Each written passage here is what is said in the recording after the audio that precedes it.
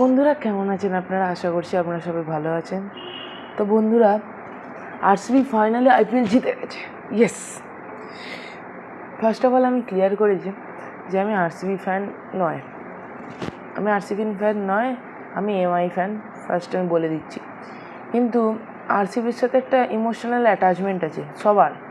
আপনি যাকে জিজ্ঞেস করবেন করে নিন, আরসিবির সাথে সবার একটা ইমোশনাল অ্যাটাচমেন্ট আছে।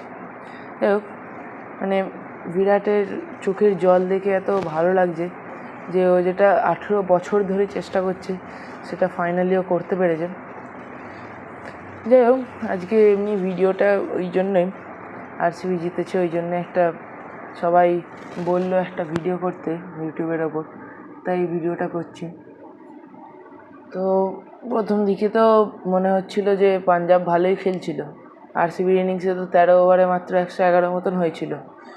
তো তারপর থেকে জিতেশ শর্মা এসে যা অ্যাক্সেলারেট করলো, ডাইরেক্ট 190। যখন ব্রেক হয়েছিল সেই সময় থেকেই না সবাই বুঝতে পারছিল যে ফাইনালে এত রান করা খুবই ডিফিকাল্ট। তার সাথে পাঞ্জাবের তো মানে আনকাপ প্লেয়ারে ভর্তি সব। যাই হোক, যেটা হলো সেটাই হলো। যখন 191 চেস করতে নামলো, তখন প্রিয়াংশ আরিয়া আর প্রভ সিং রান প্রথম দিকটা মোটামুটি ঠিকই স্টার্ট দিয়েছিল, কিন্তু ইভেন্চুয়ালি ওরা প্রেশারটা নিতে পারলো না।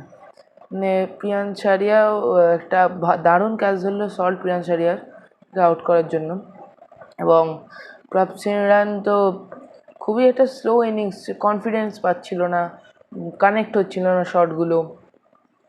যাক, তারপর ইংলিশ নেবে, অস্ট্রেলিয়ান নকআউটে তো খেলবেই, দারুণ খেলছিল ইংলিশ এসেই। কিন্তু উল্টো দিকে যেই প্রভ সিং রান আউট হলো, শ্রেয়াস আইয়ার নামলো। সবাইয়ের খুব আশা ছিল শ্রেয়াস আইয়ারের ওপর। আগের ম্যাচে মুম্বাইয়ের অ্যাগেনস্টেই এই পিচেই রান বানিয়েছে, 87 মেরেছে আগের দিন। তারপর সেই ফার্স্ট ম্যাচ, যদি আপনাদের মনে থাকেন, সেই পাঞ্জাবের ফার্স্ট ম্যাচ গুজরাটের সাথে এই পিচেই হয়েছিল, সেখানেও 97 মেরেছিল। যাই হোক, আর শ্রেয়াস আইয়ারের এই পিচের রেকর্ডটা ভালোই ছিল, কিন্তু আনফর্চুনেটলি একটা কাট শট খেলতে গিয়ে এজ লাগিয়ে ফেলে রোমারিও শেফার্ডের বলে। সেখান থেকেই খেলাটা পুরোপুরি আরসিবির দিকে মোমেন্টাম চলে গেল। এবং কুণাল পান্ডিয়া, তোমার তো হাততালি হয়ে যাবে একবার, যা স্পেল দিয়েছে 4 ওভারে 17, পুরোপুরি ম্যাচটা কুণাল পান্ডিয়ার জন্যই আরসিবি জিতেছে। মানে দারুণ স্পেল।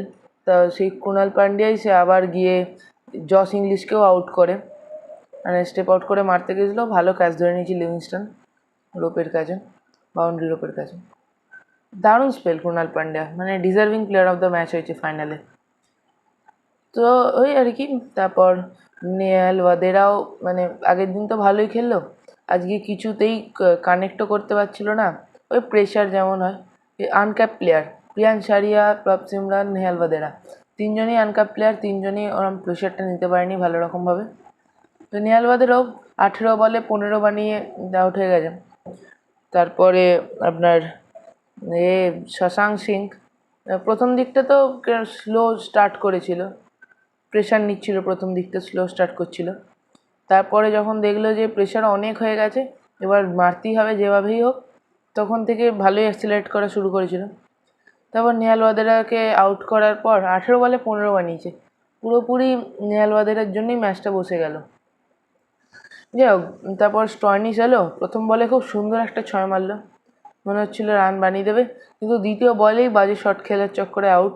বাস, খেলা ওখান থেকে পুরো শেষ পাঞ্জাবের, একদমই শেষ। ওমার জাই নামলো, তারপর সেও 2-3টে বল খেলিয়ে আউট।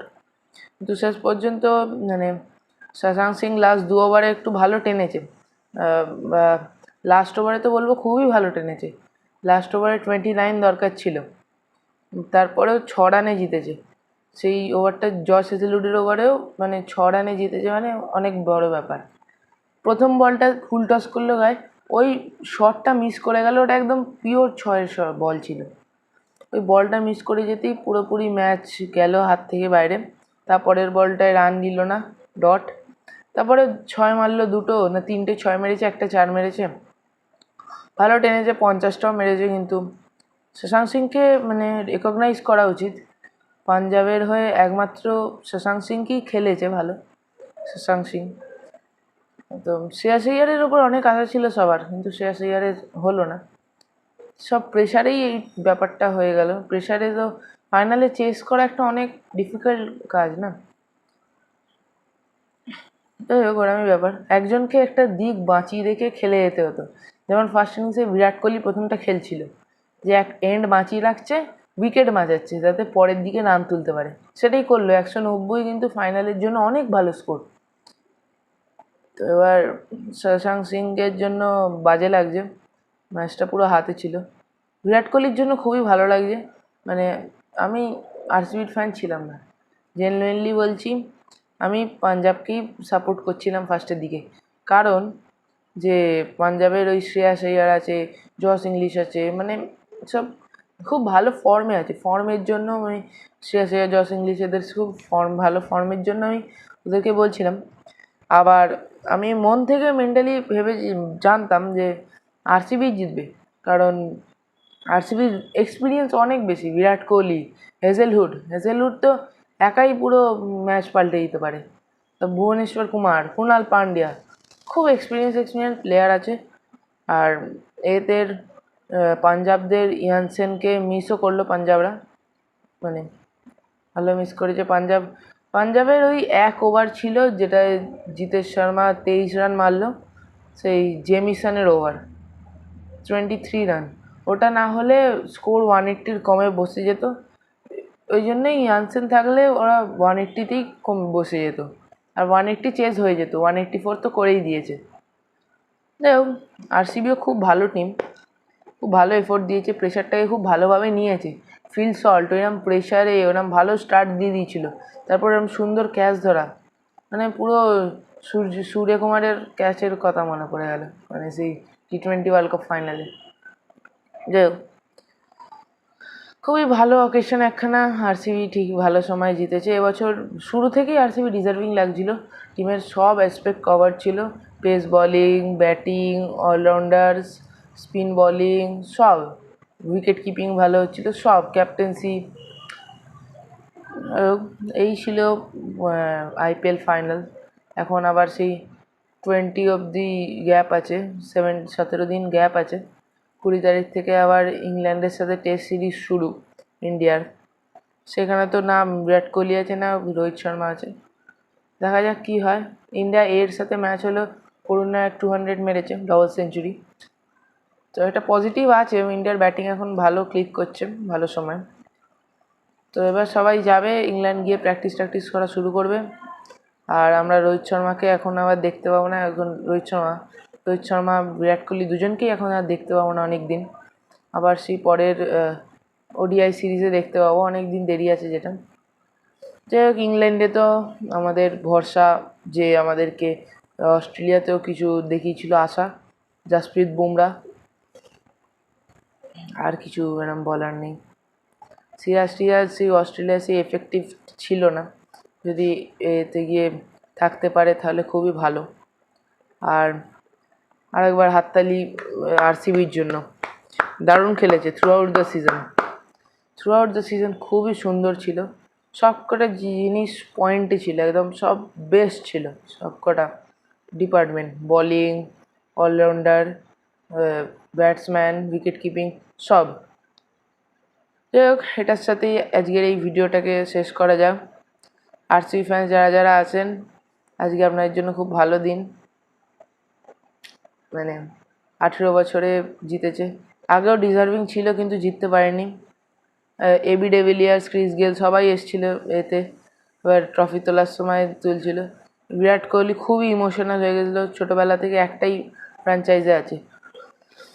বিরাট কোহলি ইন্টারভিউতেও বলেওছে যে সে তার ইউথ, তার এক্সপিরিয়েন্স, তার পিক সব এই টিমটাকে দিয়েছে। প্রত্যেকটা player, Phil Salt, Hazlewood, Jitesh Sharma, Romario Shepherd, Krunal Pandya, Suyash Sharma, Bhuvneshwar Kumar, well played, সবাই খুব ভালো খেলেছেন। আর অবশ্যই শশাঙ্ক সিংকে রেকগনাইজেশন দেবেন আপনারা। এত প্রেশারেও 60 মেরেছে, তাও ভালো স্ট্রাইক রেটে। তো এই ছিল আজকের ভিডিও। এমনি এটা অন্যরকম একটা ভিডিও ছিল, ম্যাচ রিভিউই বলতে পারেন। তো আপনার সাথে কথা বলে খুব ভালো লাগলো। আবার দেখা হচ্ছে অন্য কোনো ভিডিওতে। আর এখন তো আমার ক্লাস 9 হয়ে গেছে, তাই এখন ভিডিওর ইন্টেন্সিটি খুবই একটু কমে যাবে আগামী 2-3 বছর। কারণ ক্লাস 10-এ বোর্ডস আছে, তারপর 11-12 আছে, ইন্টেন্সিটি কমে যাবে ভিডিওর। কিন্তু প্লিজ ক্ষমা করে দেবেন তার জন্য। আশা করব চেষ্টা করব আমি যে ফ্রিকোয়েন্টলি আপলোড করার, কিন্তু সবসময় সুযোগ হবে না। আমাদের 12 মাসে তো টোটাল 8খানা পরীক্ষা হয়, প্রত্যেক মাসে একটা করে ধরেই রাখতে হয়। এবার পরীক্ষাগুলো ভালো করতে হয়, 9 হয়ে গেছে, বুঝতে পারছেন। যাই হোক, এই ছিল আজকের ভিডিও। আপনার সাথে দেখা হবে আবার কোনো নতুন ভিডিও নিয়ে। ততক্ষণ ভালো থাকবেন, সুস্থ থাকবেন।